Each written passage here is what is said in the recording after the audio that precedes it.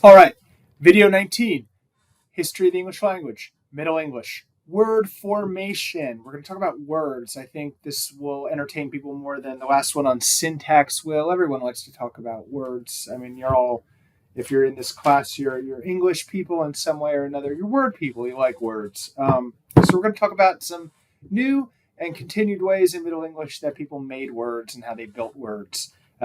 This image here is from a meme from the Instagram account of medievalist Matt.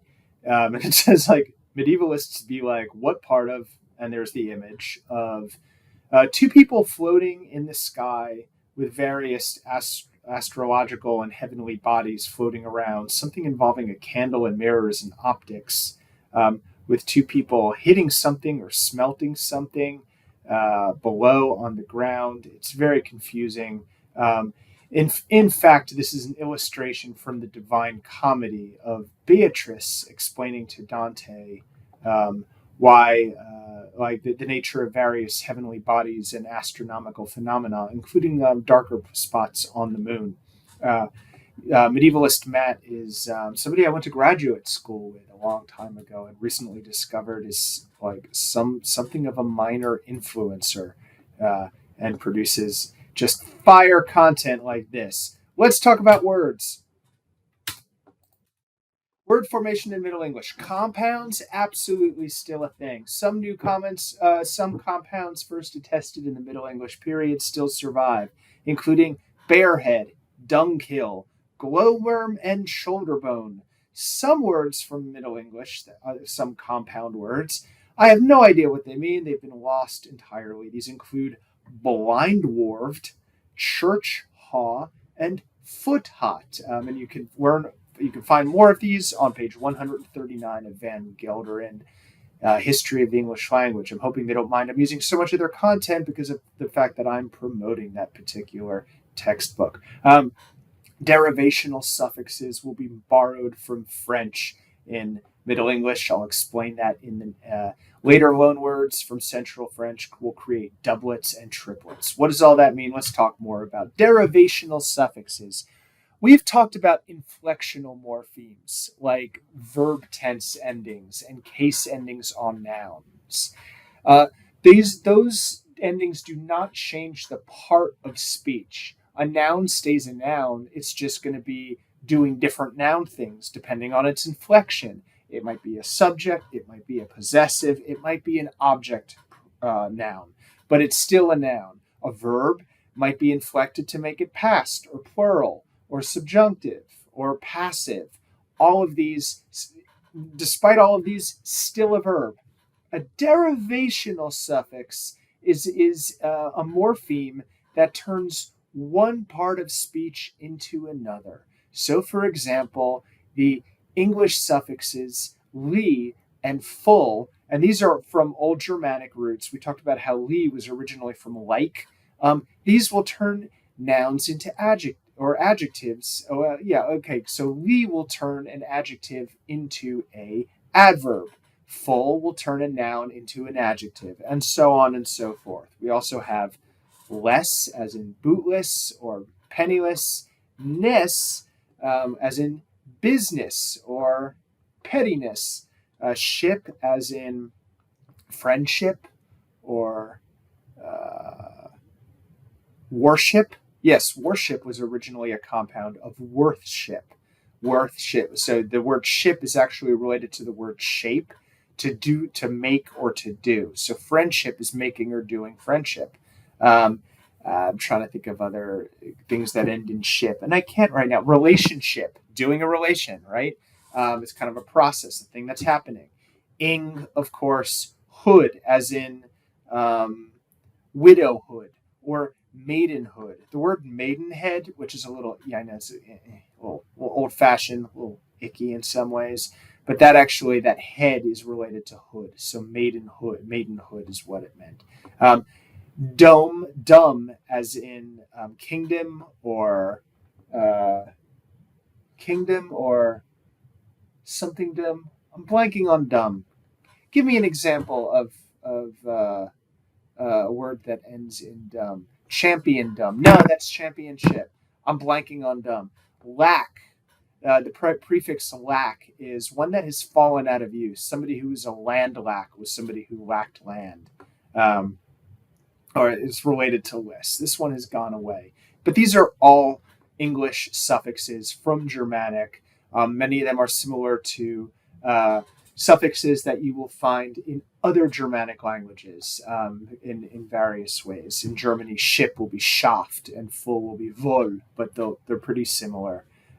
French suffixes come in. We borrow all these French vocabulary, and we also borrow pieces of French words. So the endings us, as in famous or beauteous or righteous, come from French suffixes. Int, as in brilliant or sufficient. End, as in I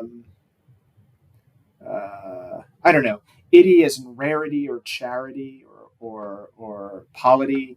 Ubble or ibble, as in doable, sayable, thinkable. Piracy or degeneracy, that's one. Uri, as in eatery or something like that. Uri is a fun one because I like the way it's been come into prominence in recent years as a kind of slangy, source of vulgar words. Of kind of mild form would be jackassery. I love that. F-littery. Ants, as in dalliance or romance. Ment, as in retirement or habiliment. And udge, as in breakage, right? It's interesting. There's a word portage. If you've ever gone canoeing, it's places where you have to carry your canoe. And in Canada, they say portage, which sounds like fancy. Like, we have to. Oh, there's a portage there, but there's a trail where we can carry our canoes to the next river. In America, I think we say portage. Interestingly, in America, we say garage. I parked my car in the garage, but in Britain, they say garage. All right, so these are derivational suffixes. One thing to note about these is that in the Middle English period, they start to mix English stems with French suffixes and French stems with English suffixes. So it's all kind of mixed up. You can learn more about this in Van Gilderen, chapter 5. Doublets and triplets. This is an interesting thing here. We talked about how the arrival of all this French vocabulary creates two words for the same thing. So, for example, in French, the word ask is demander, or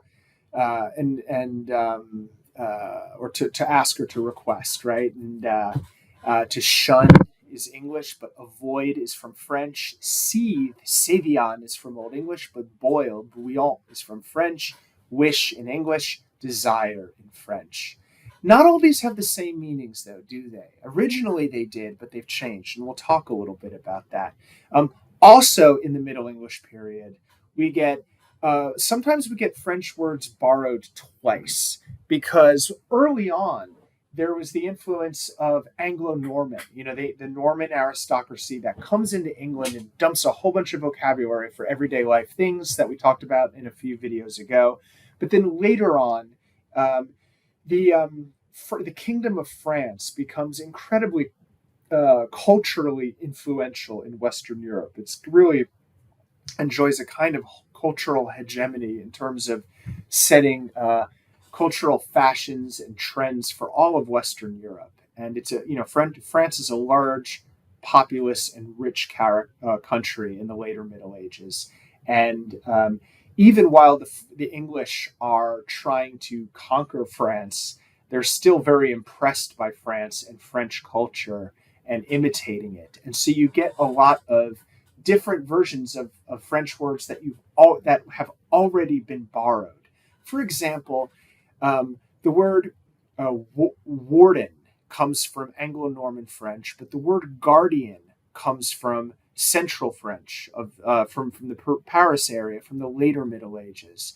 And there's a number of words like this, and you can find them with that W beginning versus GU beginning, where the W will be the Anglo-Norman version and the GU will be the later Central French version. So wage and gauge, and so on and so forth. And sometimes you'll get a word, three different versions of a word. You'll get one that's an English version, a French version, and then a version that was borrowed from Latin. Because beginning in the 14th century, and this is going to really increase in the Renaissance, but English starts borrowing words from Latin. And you get three words for the same thing in English: rise, mount, ascend, ask, question, interrogate, goodness, virtue, probity.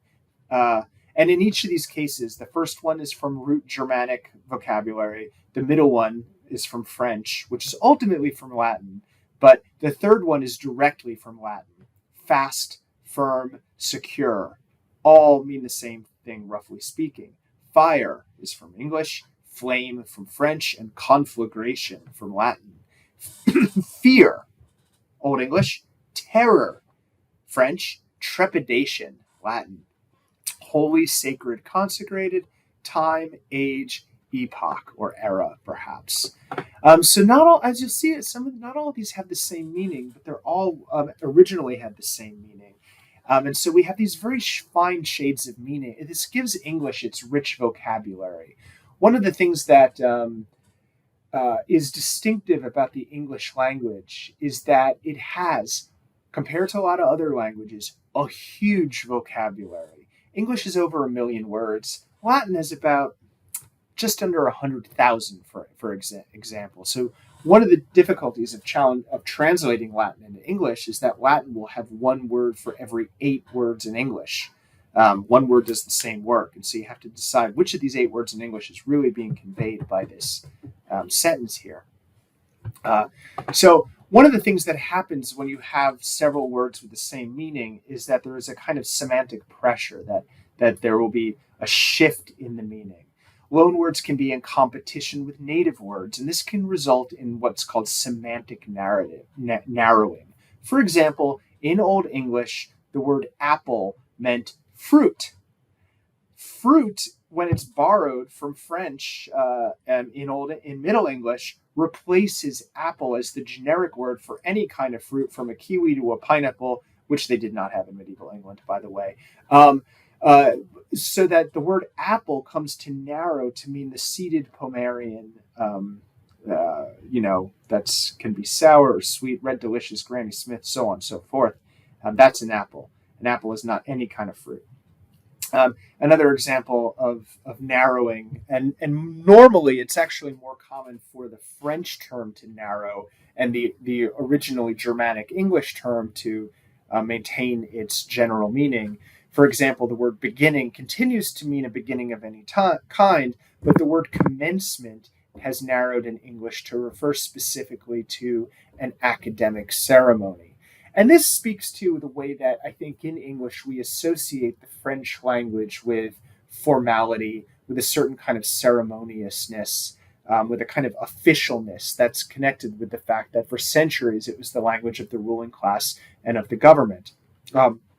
I lived in Quebec, and I was very amused because crossing guards in Montreal have, the safety vest on, and on it it says brigadier scolaire, a brigadier scolaire, like a scholar brigadier, which sounds like into my English mind, which associates French with fanciness, with officialness. I expect somebody who's called a brigadier to be wearing epaulets with golden fringes and sashes and lots of medals and stuff like that. Not be a crossing guard, though that is a very worthy and professional labor. All labor is of equal value.